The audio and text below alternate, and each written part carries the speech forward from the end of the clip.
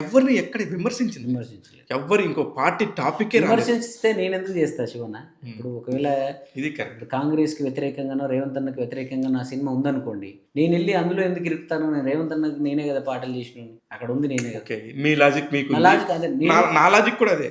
ఒక పర్సన్ ఒక కేసీఆర్ గారు అనే వ్యక్తిని నేను ఏపల్లె పిల్లోడు పాటలోనే చెప్పాను మీకు. కొన్ని నాళ్ళే ఉంటాయి ఈ పార్టీలు పగలు, ఎల్లకాలం వ్యాధికుంటది తను చేసిన మేలు, కళ్ళ ముందు ఉన్నోళ్ళ విలువ తెలువది ఏనాడు, కాలమంతా గడిసినాక నెమరేసుకుంటారు.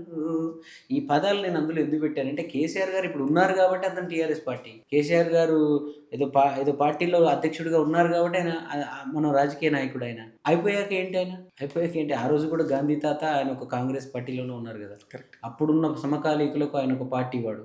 అవతల పార్టీ వాళ్ళకి అతను శత్రువు. ఈ రోజు గాంధీ తాత అందరి ఇళ్లలో ఉంటున్నాడు. మరి కరెక్ట్. అందరి అందరి జేబుల్లో ఉంటున్నాడు.